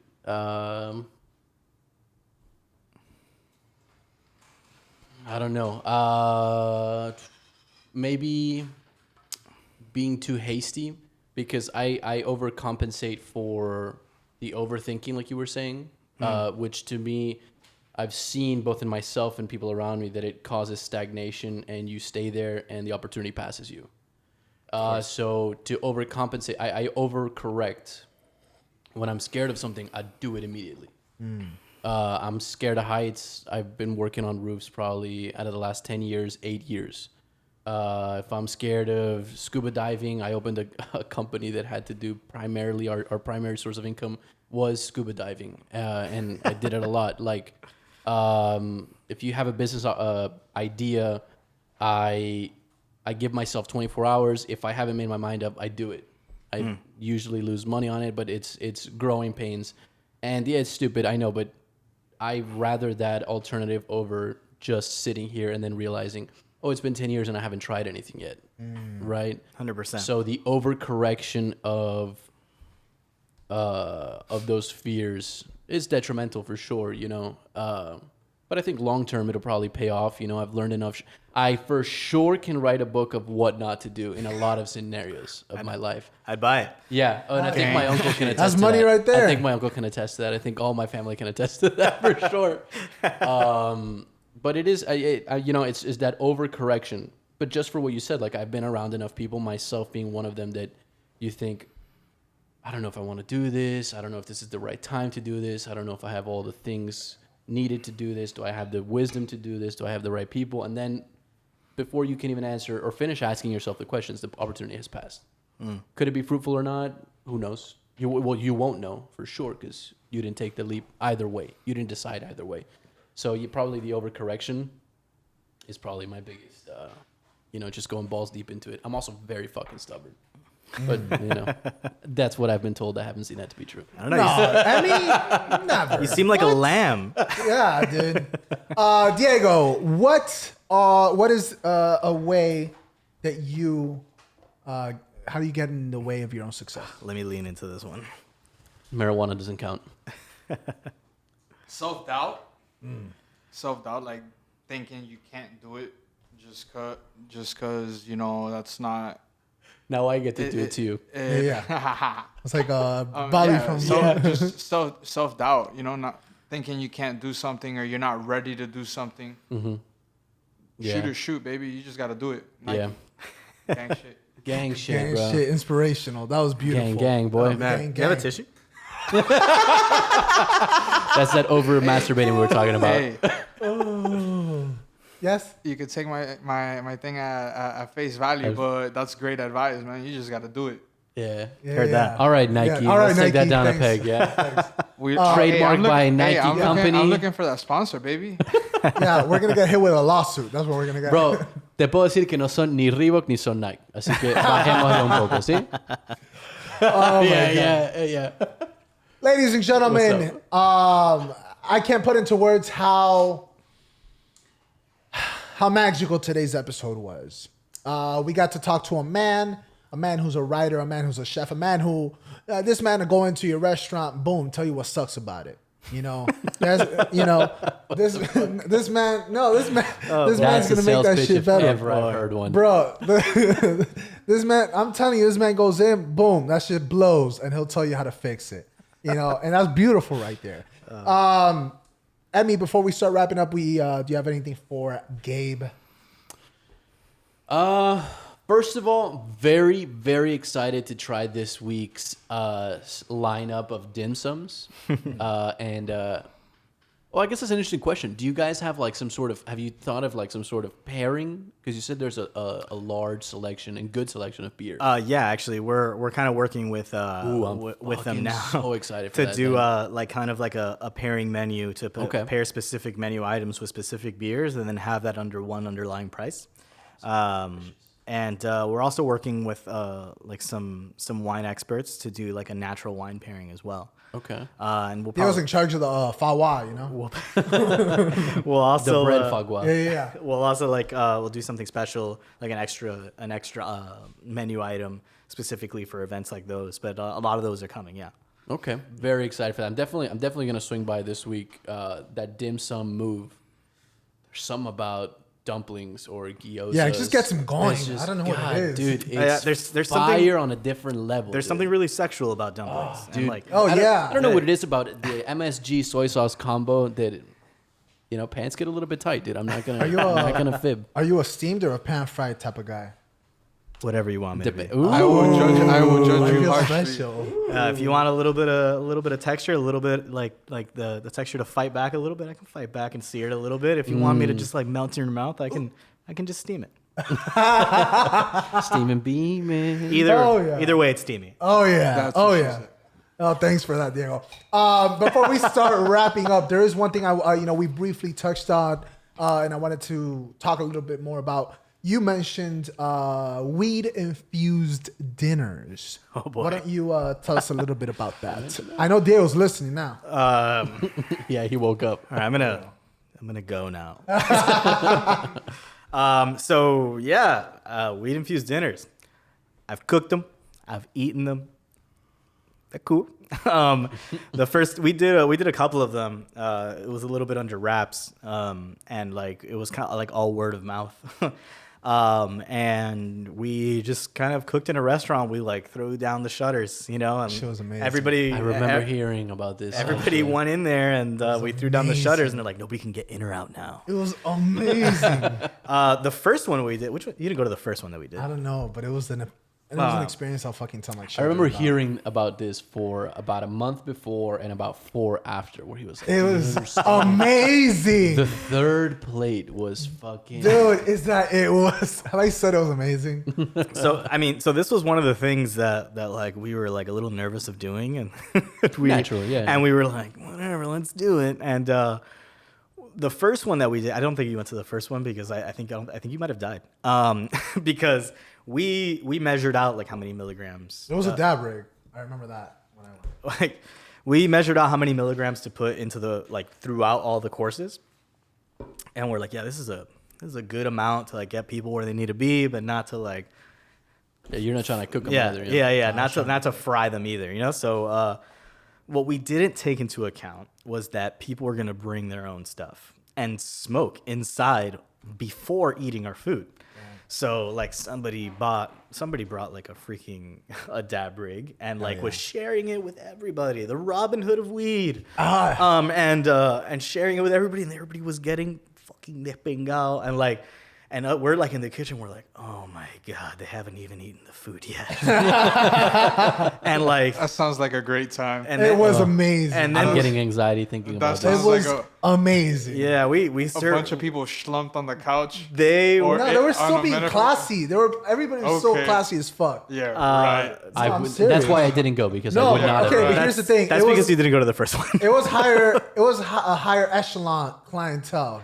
Yeah. I mean, yeah, a lot of. It wasn't. But people- what were you saying about self-doubt? Sorry. People did get quite inebriated though, and man, by the end of that night, like it was a lot, and we kind of had to like take that as a learning experience and really reformat how it was going to be next time, and Compensate then for them pretty sure bringing- you went to the second one where we had that dialed in I had because lasagna. Was it lasagna? Was it lasagna? I don't know, I cooked so many good things for you that I forget. It was. No, it was a baked ziti. It was a baked ziti, and I was baked eating it. Oh yeah. Oh, I think a we. baked Juan eating I a think baked I think ziti. we like. And he grated meat on top we of like it. And micro. I was like, Yeah, oh my what? god, this is how the This other is that side oregano, lives. right? Yeah, we like micro. That was definitely, we got better every time that we did it. We got better. We got better at playing with the actual flavor profiles of the different strains that we used, about using like terpenes and things like that, and we got better at it. I mean, that's not something I want to be known for as doing. Like I've done other amazing non-weed things. Of course. are things that I'm proud of. But yeah, it was fun. It was definitely an experience, and like that's definitely a huge market right now. A lot of people are doing that. Even in the illegal markets. In the illegal markets? Oh yeah, more so there. I mean, it technically is all in the illegal market. But there's a lot of like chefs that are really talented, like in their own right, and they're doing that, especially to survive the pandemic, and they're making good money off of it, and they're making a lot of people happy. Do you feel from an artist standpoint, do you feel it's a cop out, a culinary cop out? No, not at all. I think if you like with anything else, like if you treat it as another ingredient and you think of the effect that it has as almost another element of flavor and even its own flavor, because it does have its own flavor, and you treat that in conjunction with the other flavors as just another spice, basically, I think you could accomplish something greater than the sum of its parts.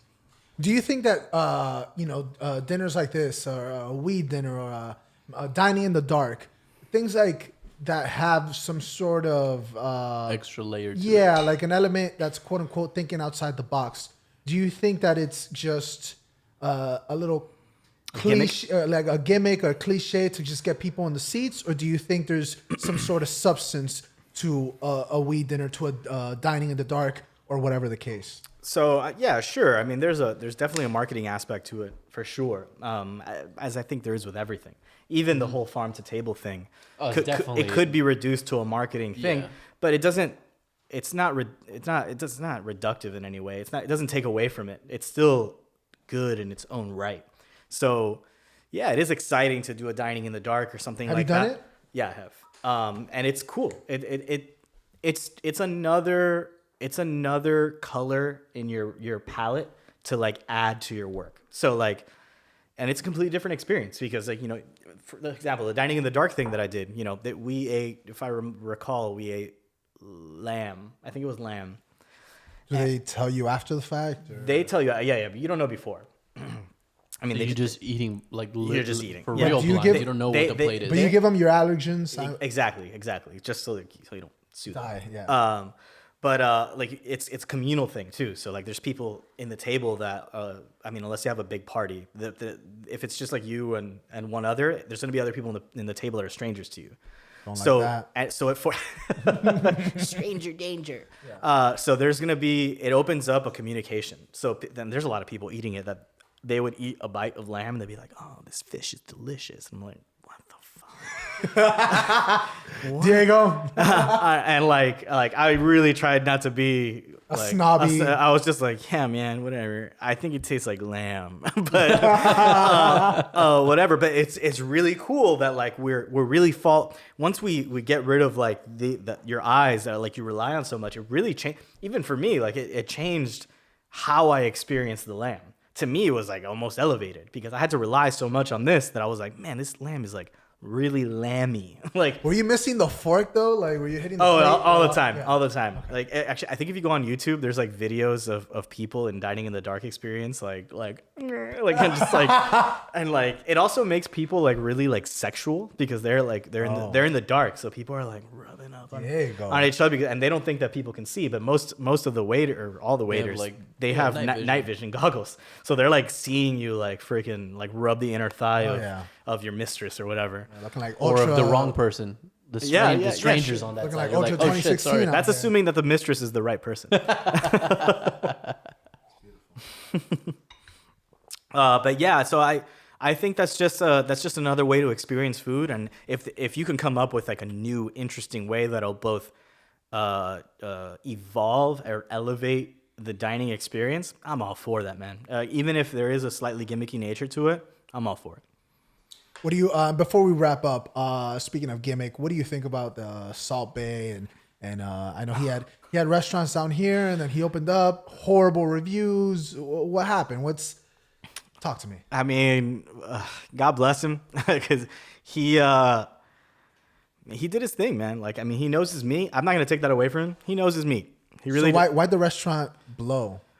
I mean, number one, he made a huge mistake in opening up when he opened up here in Miami, and like he had like a huge thing of like Che Guevara and openly supported Fidel Castro. Yeah, and, like, that was. I mean, that's a What do you mean? huge fuck up in my like. Well, what do you mean? Like he had a painting, or is it because he served? I know he served like family members of Chavez or something. That couldn't have helped for sure. He doesn't care who he serves. Yeah, I mean, like, look, man, you can do whatever you want. You can have your own beliefs.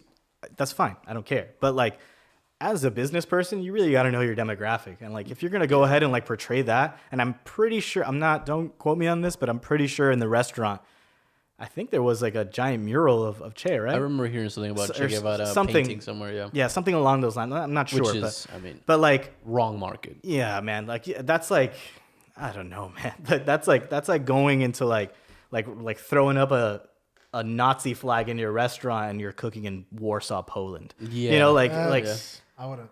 But okay. So like whether it's correct or incorrect, it's how the audience receives it. That's how they're receiving it, whether it's on that level or not.